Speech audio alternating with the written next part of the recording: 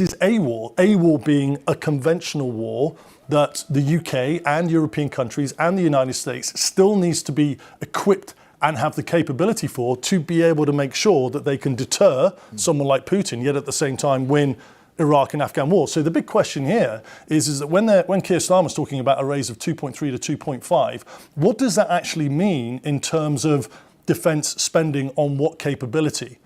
And then if you have that conversation, the defence industrial base in the UK needs to be taken into consideration. Are the projects, the big procurement projects, someone like the F-35 fighter or a new tank or a new warship, they're big procurement projects. They're not going to happen overnight. They're not going to happen over a year. So what's the defence expenditure on, and how is it designed to deter what I assume is a threat from Russia? Well, precisely. And that analysis was supposedly being done by the Defence Spending Review, the Strategic Defence Review, which we still don't have. And Jonathan Beale, our defence correspondent, was just in here saying it wasn't meant to happen this way.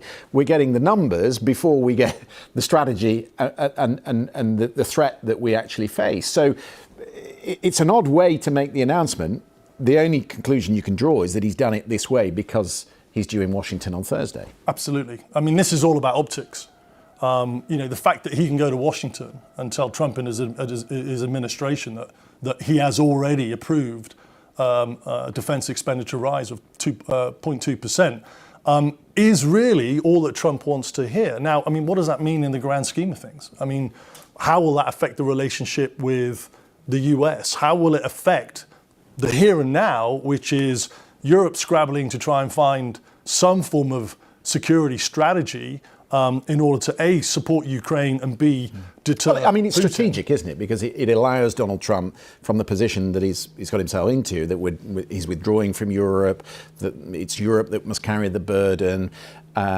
He's able to say to his voters, to his supporters, look, I've got the Europeans to go again. We've got another lift in defence spending. I'm getting something from them. Is the hope on this side that it encourages him to stick with NATO and to stick with American deployment within Europe?